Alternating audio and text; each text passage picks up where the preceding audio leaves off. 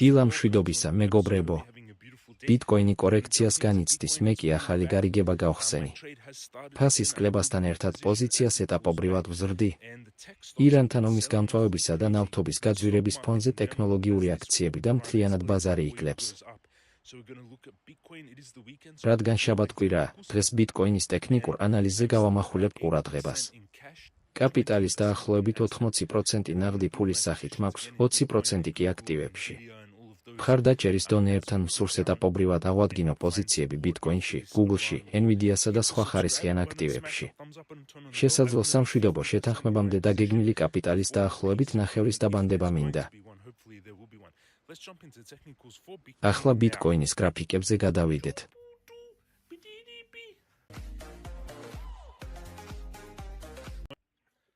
გუშინ Apple 3.5%-ით გაიზარდა, Foxconn-იც გამყარდა, ხოლო Google-მა 7%-იანი ვარდნის შემდეგ მხოლოდ 0.24%-ით მოიმატა.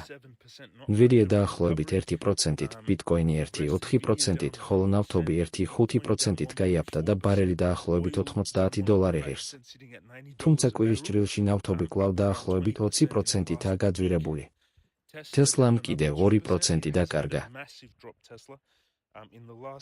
Tesla ისტორიულ მაქსიმუმთან შედარებით ახლა დაახლოებით 27% დაბლაა. მაყურებლებს ზედა წინააღმდეგობის ზონასთან სიფრთხილისკენ მოუწოდებდი. ფასი ქვედა მხარდაჭერას მიუახლოვდა, ხოლო გრძელვადიანი შესყიდვის შესაძლო ზონებია $255 და $145.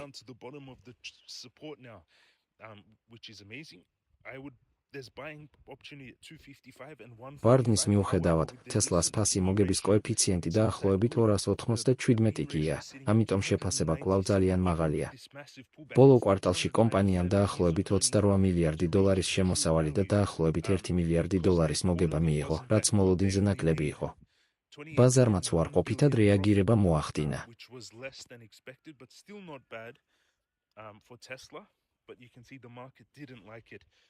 Bitcoin 64,000 on the weekly chart. კვირის გრაფიკზე ბიტკოინი დაახლოებით $64,000 ივაჭრება და 58,000-ის მნიშვნელოვან მხარდაჭერას უახლოვდება. RSI ორმაგი ფსკერის ჩამოყალიბებას ცდილობს. იმპულსი კვლავ წითელია, ხოლო სტოქასტიკური ინდიკატორები შერეულ სიგნალებს იძლევა. დღის გრაფიკზე ბაზარი ჭარბი გაყიდვის ზონაშია.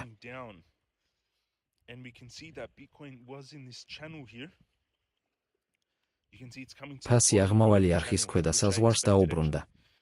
წინა გარიგება დაახლოებით $5,500 მოგებით დავხურე, თუმცა ერთ მომენტში მოგება თითქმის $8,000 იყო.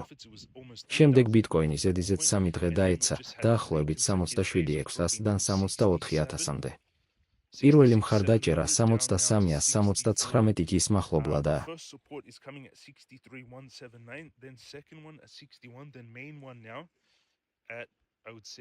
შემდეგი მხარდაჭერის დონეები დაახლოებით 61 და $59,000-თანაა. შესაძლოა კვლავ ყალიბდებოდეს დიდი შებრუნებული თავი და მხრები. 4 საათიანი გრაფიკი ჭარბი გაყიდვის ზონას უახლოვდება, ბიტკოინი კი იმ არხის ქვედა საზღვართან რჩება, რომელშიც 6 ივლისიდან მოძრაობს.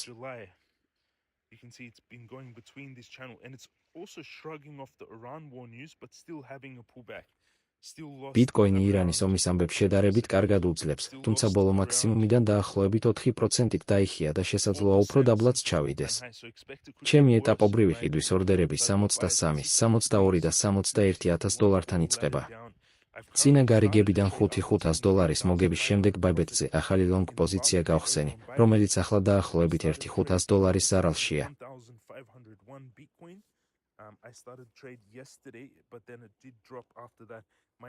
შემდეგ შესყიდვას 63,000-ის მხარდაჭერასთან გეგმავ. უფრო დაბალი ორდერები 61,500, 60,000 და $58,000-თან მაქვს განთავსებული. მთელ კაპიტალს ერთ ფასზე არ გამოვიყენებ და პოზიციას ეტაპობრივად დავამატებ.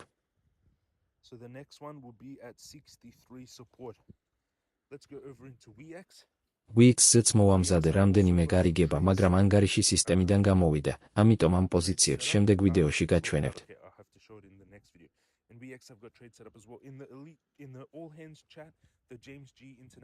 James G-ის საერთაშორისო ჩატში ამჟამად დაახლოებით 155 წევრია ონლაინ. მონაწილეები კვლევებს, მუსიკასა და ბაზრის დაკვირვებებს აზიარებენ, მათ შორის ბიტკოინის უფრო მაღალ მინიმუმსა და Samsung-ის მიერ სტეიბლკოინების მხარდაჭერის ამბავს. დისკუსიაში ჩართვა ყველას შეუძლია.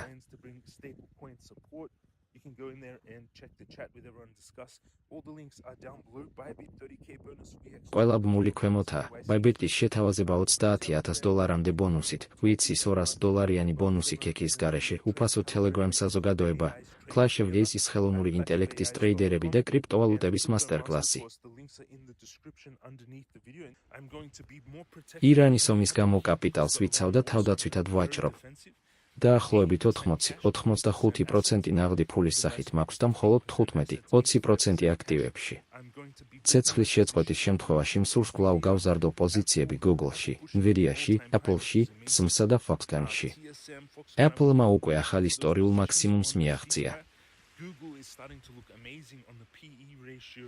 Google შეფასებისა და შემოსავლების მხრივ სულ უფრო მიმზიდველი ხდება, თუმცა ომი და ნავთობის გაძვირება ბაზარზე ზეწოლას ინარჩუნებს.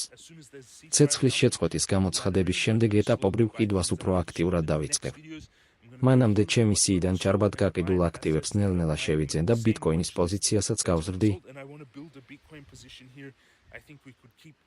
ბიტკოინი შესაძლოა $48,000-თან აგრძელებდეს ფსკერის ფორმირებას.